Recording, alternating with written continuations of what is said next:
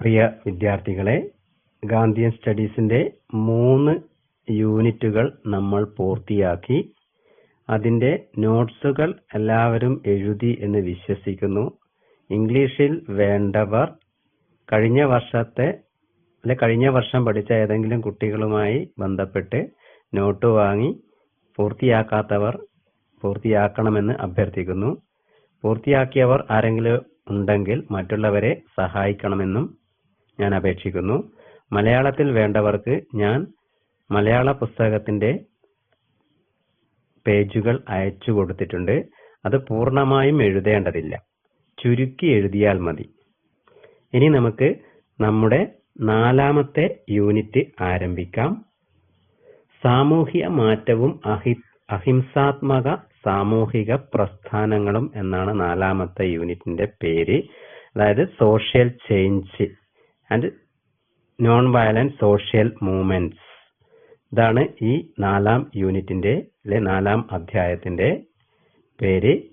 ഇതിൽ നമുക്ക് ആദ്യമായി ഈ സ്ലൈഡിൽ നിങ്ങൾ നോക്കൂ, കുറച്ച് ആൾക്കാരുടെ ഫോട്ടോസ് നമുക്ക് കാണാൻ പറ്റും. നമുക്ക് പരിചിതമായ അല്ലെങ്കിൽ നമ്മൾ കണ്ടു പരിചയമുള്ള ഫോട്ടോസ് അതിൽ ഉണ്ട്. നിങ്ങൾക്ക് ഏവർക്കും ഒറ്റ നോട്ടത്തിൽ പറയാൻ പറ്റുന്ന ചില ആൾക്കാർ, അതായത് ശ്രീനാരായണ ഗുരു, സ്വാമി വിവേകാനന്ദൻ, രാജാ റാം മോഹൻ റോയ് മുതലായവരുടെ, അയ്യങ്കാളി മുതലായവർ ആ ചിത്രത്തിൽ ഉണ്ട്. സമൂഹത്തിൽ നിലനിന്നിരുന്ന പ്രശ്നങ്ങൾക്കെതിരെ പ്രതികരിക്കുകയും സമൂഹത്തിലെ മാറ്റങ്ങൾ വരുത്തുന്നതിന് വേണ്ടി വാദിക്കുകയും പോരാടുകയും ചെയ്ത പ്രമുഖരിൽ ചിലരാണ് നമ്മൾ ഈ ഫോട്ടോയിൽ കാണുന്നത്. നമുക്കറിയാം, ഇന്ത്യയിൽ തന്നെ ലോകത്ത് തന്നെ വളരെ പ്രശസ്തനായ ഒരാളായിരുന്നു സ്വാമി വിവേകാനന്ദൻ. കേരളത്തിലെ സാമൂഹ്യ പരിഷ്കർത്താക്കളിൽ ഏറ്റവും പ്രധാനപ്പെട്ട ഒരാളായിരുന്നു ശ്രീനാരായണ ഗുരു. അതുപോലെ രാജാ റാം മോഹൻ റോയ്. ഇന്ത്യൻ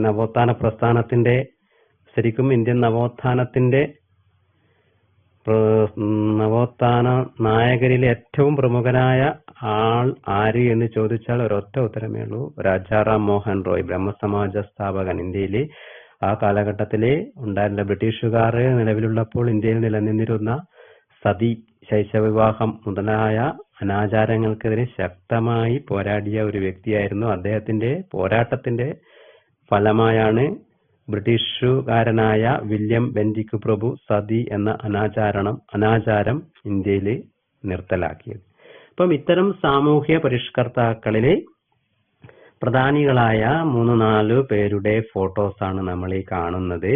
ഇവർ നേതൃത്വം നൽകിയ പ്രസ്ഥാനങ്ങളെ പൊതുവെ സാമൂഹ്യ പ്രസ്ഥാനങ്ങൾ, സോഷ്യൽ മൂവ്മെന്റ്സ് എന്ന് വിളിക്കാം. ചൂഷണത്തിൽ അധിഷ്ഠിതമായ സാമൂഹിക ഘടനയെ മാറ്റിമറിക്കുന്നതിനും പുരോഗമനപരമായ രീതിയിൽ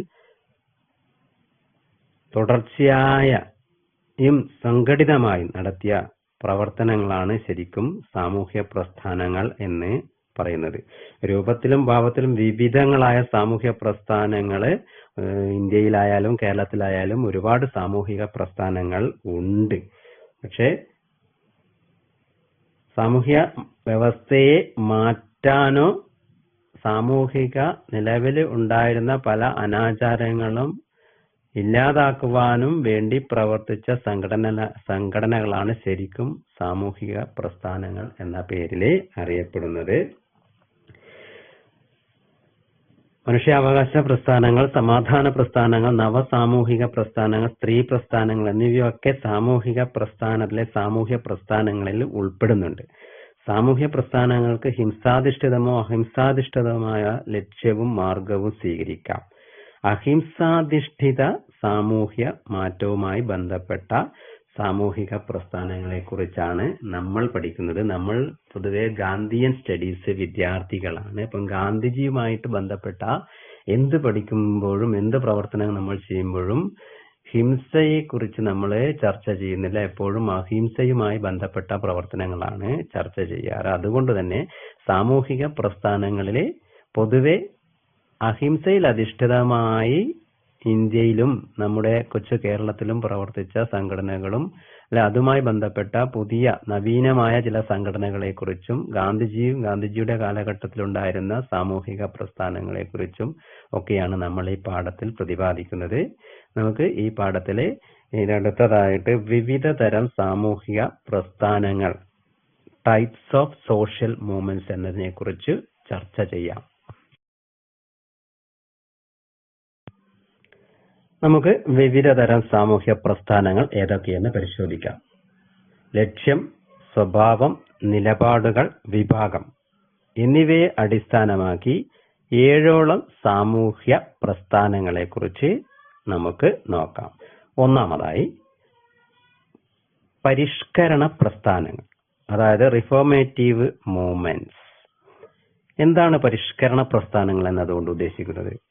അതായത് നിലവിലുള്ള സാമൂഹ്യ വ്യവസ്ഥയെ പടിപടിയായി അല്ലെങ്കിൽ തുടർച്ചയായുള്ള പ്രവർത്തനങ്ങളിലൂടെ നിലവിലുള്ള സാമൂഹ്യ വ്യവസ്ഥയെ മാറ്റുന്ന രീതിയിലാണ് പരിഷ്കരണ പ്രസ്ഥാനങ്ങൾ.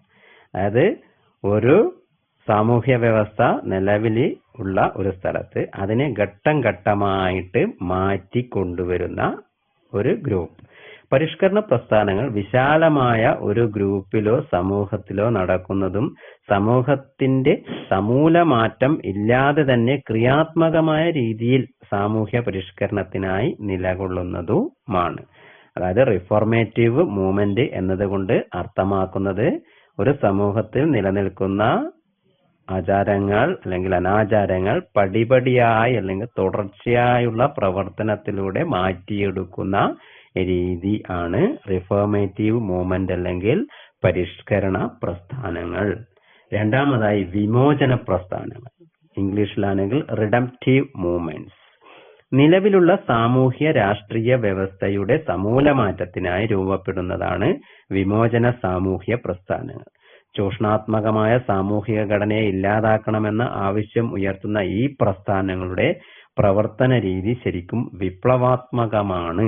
വിപ്ലവാത്മകമായ പ്രവർത്തനങ്ങളിലൂടെ നിലവിലുള്ള രാഷ്ട്രീയ സാമൂഹ്യ വ്യവസ്ഥയെ അപ്പാടെ മാറ്റിമറിക്കുന്ന പ്രസ്ഥാനങ്ങളെയാണ് വിമോചന പ്രസ്ഥാനങ്ങൾ എന്ന പേരിൽ, അല്ലെ പ്രസ്ഥാനങ്ങളാണ് വിമോചന പ്രസ്ഥാനങ്ങൾ എന്ന പേരിൽ അറിയപ്പെടുന്നത്.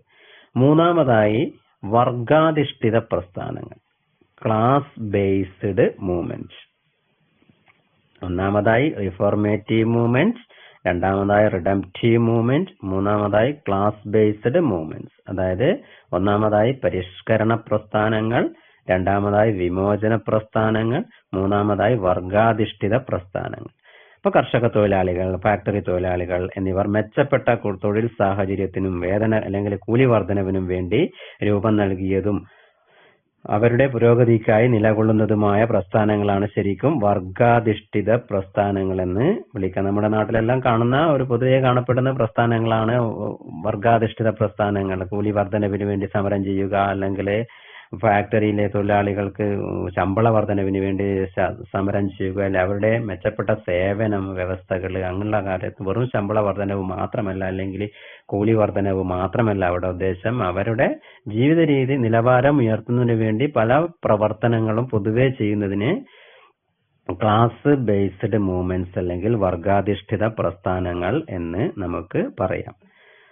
നാലാമതായി ജാത്യാധിഷ്ഠിത പ്രസ്ഥാനങ്ങൾ, കാസ്റ്റ് ബേസ്ഡ് മൂവ്മെന്റ്സ്. ജാതിയെ അടിസ്ഥാനമാക്കി രൂപപ്പെടുത്തുന്ന പ്രസ്ഥാനങ്ങൾ. നമുക്ക് നമ്മുടെ കേരള നാട്ടിലെല്ലാം ഇഷ്ടം പോലെ കാണാവുന്ന ഒരു സംഗതിയാണ് കാസ്റ്റ് ബേസ്ഡ് മൂവ്മെന്റ്സ്. ജാതി വ്യവസ്ഥയിൽ നിന്നും സാമൂഹിക നീതിയും സമത്വവും സ്വാതന്ത്ര്യവും നേടിയെടുക്കുന്നതിനായി രൂപം കൊള്ളുന്ന പ്രസ്ഥാനങ്ങളാണ് ജാത്യാധിഷ്ഠിത പ്രസ്ഥാനങ്ങളിൽ മിക്കതും. ദളിത് പ്രസ്ഥാനങ്ങൾ, പിന്നോക്ക ജനവിഭാഗങ്ങളുടെ പ്രസ്ഥാനങ്ങളൊക്കെ ഇതിന് ഉദാഹരണമാണ്. അപ്പം ദളിത് മൂവ്മെന്റ്സ് എന്നെല്ലാം പറഞ്ഞ് നമ്മൾ പത്രങ്ങളിലൊക്കെ വായിക്കുന്നുണ്ട്. അല്ലെങ്കിൽ പിന്നോക്ക മുന്നണി, പിന്നോക്ക ജനകീയ മുന്നണി എന്നൊക്കെ പറഞ്ഞ് ജാതിയുടെ അടിസ്ഥാനത്തിൽ ജനങ്ങളെ ജാതിയുടെ അടിസ്ഥാനത്തിൽ രൂപപ്പെടുത്തിയെടുത്ത് ചില പ്രസ്ഥാനങ്ങൾ നമ്മുടെ കേരളത്തിൽ തന്നെ ഇഷ്ടം പോലെ നമുക്ക് കാണാൻ കഴിയും.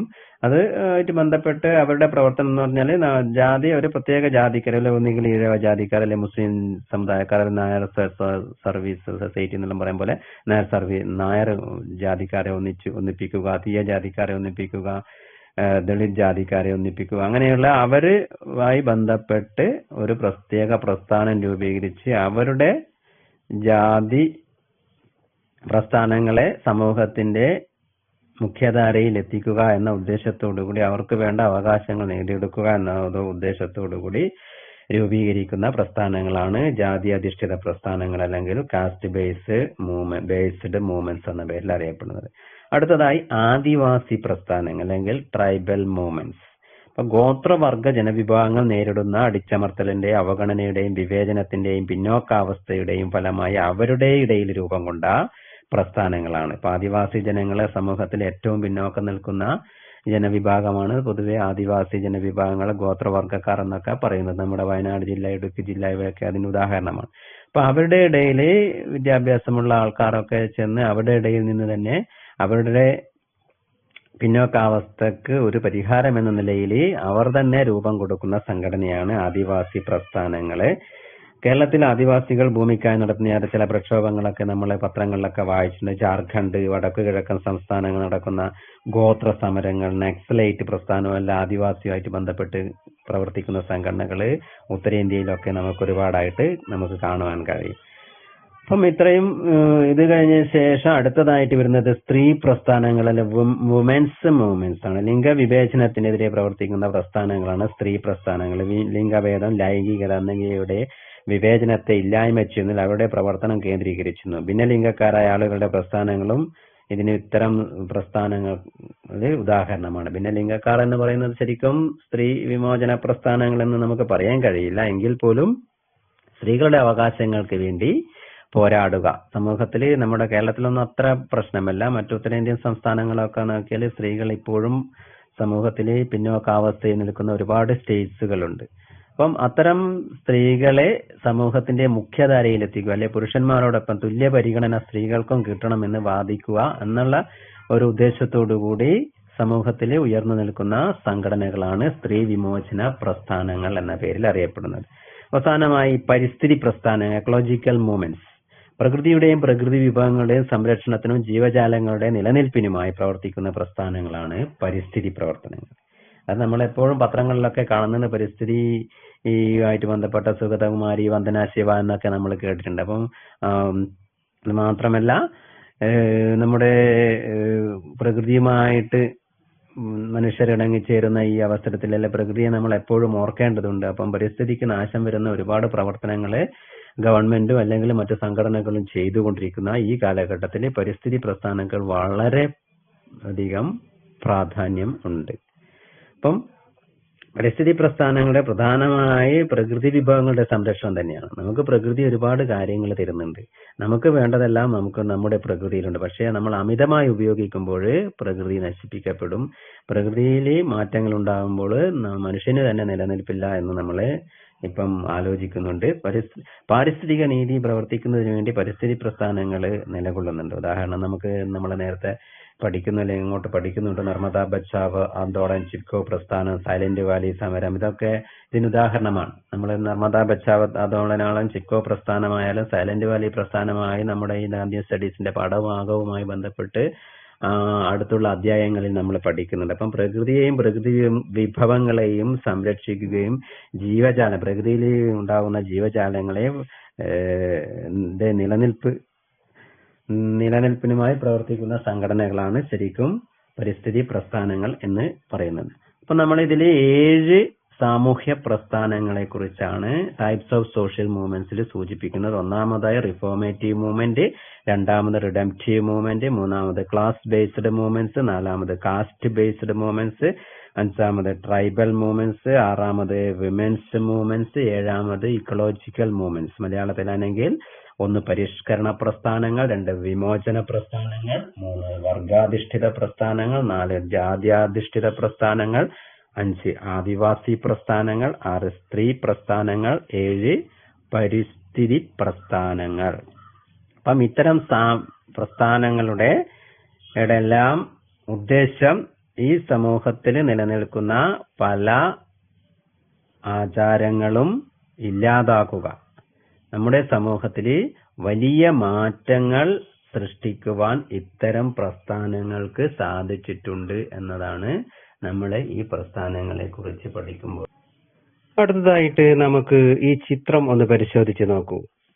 ശരിക്കും ശ്രദ്ധിച്ചാൽ നമുക്ക് വലിയ ഒരു കാര്യം ഇതിൽ കാണാൻ കഴിയും. എന്താണ് മാറ്റം? മാറ്റം എന്ന് പറഞ്ഞാൽ എന്ത്? What is change? നമുക്ക് ഒറ്റ വാക്കിൽ പലതും പറയാൻ കഴിയുമെങ്കിലും പലർക്കും പല രീതിയിൽ അതിനെ കുറിച്ച് സംസാരിക്കുവാൻ കഴിയും. നിങ്ങൾ മാറ്റത്തെക്കുറിച്ച് 2 വാക്ക് പറയുക എന്ന് പറഞ്ഞാൽ എല്ലാവർക്കും പലരും പല രീതിയിൽ അതിനെക്കുറിച്ച് പറഞ്ഞിരിക്കും. പക്ഷെ ഇവിടെ ആ ചിത്രം നോക്കിയാൽ നിങ്ങൾക്ക് ഒരുപാട് കാര്യങ്ങൾ മനസ്സിലാക്കുവാൻ കഴിയും. മാറ്റം എന്നത് ഒരു സ്വാഭാവിക പ്രക്രിയയാണ്. ഏതെങ്കിലും ഒരു വസ്തുവിനോ കാലത്തിനോ സംഭവിക്കുന്ന പരിവർത്തനമോ മാറ്റമോ എല്ലാം എന്ന് നമുക്ക് മാറ്റം എന്ന് പറയാം. അല്ലെ, മാറ്റം എന്നതുകൊണ്ട് നമുക്ക് അർത്ഥമാക്കാം. മാറ്റം എന്ന് പറയുന്നത് നാം പറഞ്ഞു കഴിഞ്ഞു, ഒരു സ്വാഭാവിക പ്രക്രിയയാണ്. പ്രകൃതിയുടെ നിയമതത്വമാണ് മാറ്റം. അത് ഭൂതകാലത്തായാലും വർത്തമാന കാലത്തായാലും മാറ്റങ്ങൾ നടക്കുന്നു, നടന്നുകൊണ്ടേയിരിക്കുന്നു, ഇനിയും നടക്കും. അത് അല്ലെങ്കിൽ മാറ്റം എന്ന് പറയുന്നത് ഒരു തുടർ പ്രക്രിയയാണ്. മുമ്പ് ആരോ പറഞ്ഞതുപോലെ മാറ്റം ഇല്ലാത്ത ഒരു വസ്തു മാറ്റം എന്ന വാക്ക് മാത്രമാണ് എന്ന് പറഞ്ഞിട്ടുണ്ട്. അതായത് മാറ്റമില്ലാത്ത ഒന്നുമില്ല. മാറ്റമില്ലാത്ത ഒന്നുണ്ടെങ്കിൽ അത് മാറ്റം എന്ന ചേഞ്ച് എന്ന വാക്ക് മാത്രമാണ്. CHANGE. അതിന് മാത്രമേ മാറ്റം ഇല്ല എന്ന് പറയാൻ നമുക്ക് കഴിയും. ബാക്കി എല്ലാത്തിനും മാറ്റം ഉണ്ടാകും. മാറ്റം കൂടാതെ നിശ്ചലമായി നിൽക്കുവാൻ ഒരു സമൂഹത്തിനും കഴിയുകയില്ല. ആ ചിത്രം നോക്കൂ. നമ്മൾ പണ്ട് കാലത്ത് ഉപയോഗിച്ചിരുന്ന വീടും ഇപ്പോഴത്തെ വീടും. നമ്മൾ പണ്ട് കാലത്ത് യാത്രക്ക് ഉപയോഗിച്ചിരുന്നത് കാളവണ്ടി, ഇപ്പോഴത്തെ നല്ല വോൾവോ പോലുള്ള ബസ്സുകൾ. പണ്ട് കാലത്ത് ജനങ്ങളുടെ ജീവിത രീതി അല്ലെ ആ ഫോട്ടോസ് കണ്ടാൽ അറിയാം. ആ കാലഘട്ടത്തിൽ ജനങ്ങൾ ഉപയോഗിച്ചിരുന്ന ഡ്രസ്സും കാര്യങ്ങളും ഇപ്പോൾ നമ്മളെ പോലുള്ളവർ ഉപയോഗിക്കുന്ന ഡ്രസ്സും.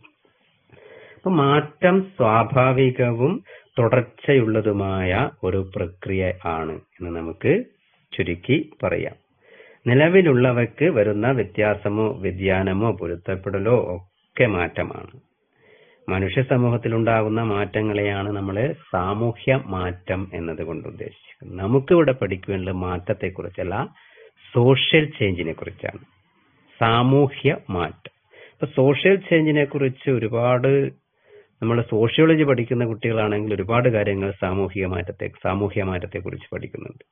ഒരുപാട് നിർവചനങ്ങളൊക്കെ ഉണ്ട് സോഷ്യൽ ചേഞ്ചിനെ കുറിച്ച്. നമുക്ക് അത് മജുംദാറിനെ പോലുള്ള ആൾക്കാരെല്ലാം അതിനെ കുറിച്ച് നിർവചിച്ചിട്ടുണ്ട്. അത് നമ്മൾ പുസ്തകത്തിൽ വായിച്ച് മനസ്സിലാക്കാം. നമുക്കിപ്പോ അതിനെ കുറിച്ചൊന്നും ചർച്ച ചെയ്യാനുള്ള സമയമില്ല. അത് നിങ്ങൾ ഒന്ന് വായിച്ച് മനസ്സിലാക്കുന്നത് നല്ലതാണ്.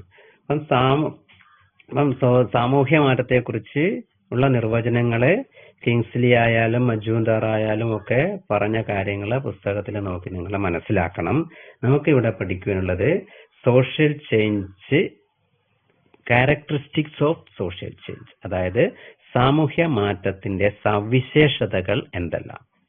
നമ്മള് ഓൺലൈൻ ക്ലാസ് ആണ്. നമ്മൾ ക്ലാസ്സുകളിൽ നിന്ന് ക്ലാസ് എടുക്കുന്നത് പോലെ എല്ലാ കാര്യങ്ങളും വിശദമായിട്ട് നമുക്ക് ചർച്ച ചെയ്യാൻ കഴിയില്ല.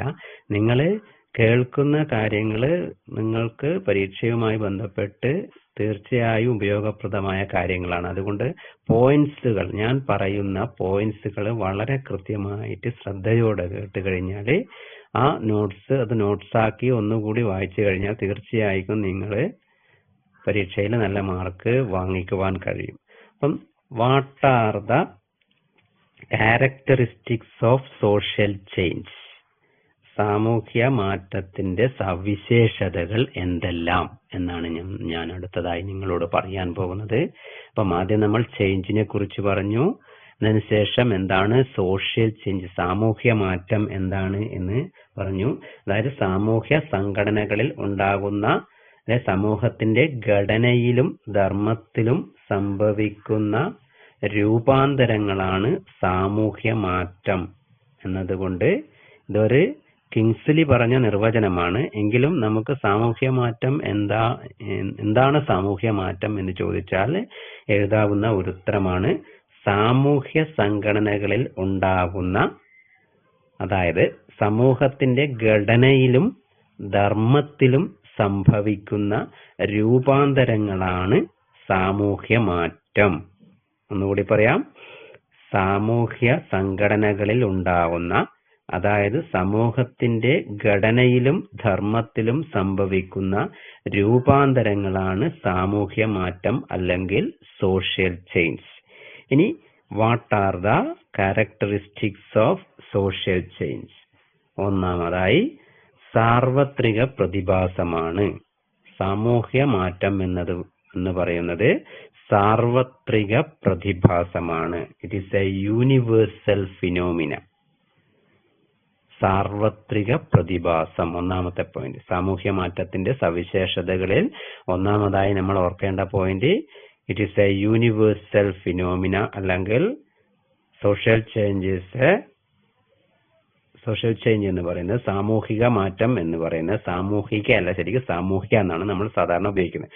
സാമൂഹ്യ മാറ്റം എന്ന് പറയുന്നത് സാർവത്രിക പ്രതിഭാസമാണ്.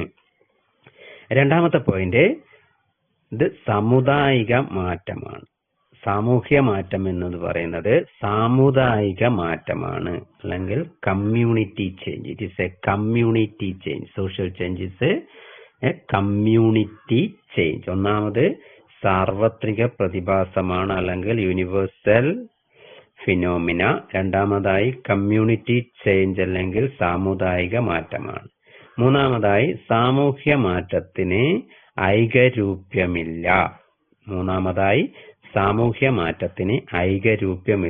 It is not uniform. Social change is not uniform. നാലാമതായി സ്ഥലകാല ഭേദങ്ങൾക്ക് വിധേയമാണ് സാമൂഹിക മാറ്റം. It is affected time and space factor. Social change is affected by time and space factor. ഇപ്പൊ ഒന്നാമതായി ഇറ്റ് ഈസ് യൂണിവേഴ്സൽ ഫിനോമിന. രണ്ടാമതായി ഈ social change is a community change. മൂന്നാമതായി ഇറ്റ് ഈസ് നോട്ട് യൂണിഫോം. നാലാമതായി it is affected by time and space factor. അഞ്ചാമതായി സാമൂഹ്യ മാറ്റം കാലാനുസൃതമായ മാറ്റമാണ്. This differs from age to age. സാമൂഹ്യ മാറ്റം കാലാനുസൃതമായ മാറ്റമാണ്. It is differs from age to age. ആറാമതായി സാമൂഹ്യ മാറ്റം പ്രവചനാതീതമായിരിക്കും. അതായത് not predicted. It is not, social change is not predicted. Prediction എന്ന് പറഞ്ഞാൽ പ്രവചനം. അപ്പൊ പ്രവചനാതീതമായിരിക്കും സാമൂഹ്യ മാറ്റം. അടുത്തതായി പ്രതികരണമോ പ്രതിപ്രവർത്തനമോ സൃഷ്ടിക്കാം. സാമൂഹ്യ മാറ്റത്തിൽ പ്രതികരണവും സൃഷ്ടിക്കാം, പ്രതിപ്രവർത്തനവും സൃഷ്ടിക്കാം. അത് കൗണ്ടർ ചേഞ്ച് ആൻഡ് റിയാക്ഷൻ. പ്രതികരണമോ പ്രതിപ്രവർത്തനമോ. അവസാനമായി നിരവധി ഘടകങ്ങളുടെ പ്രതിപ്രവർത്തന ഫലമാണ് സാമൂഹിക മാറ്റം. നിരവധി ഘടകങ്ങളുടെ പ്രതിപ്രവർത്തനമാണ് സാമൂഹിക മാറ്റം.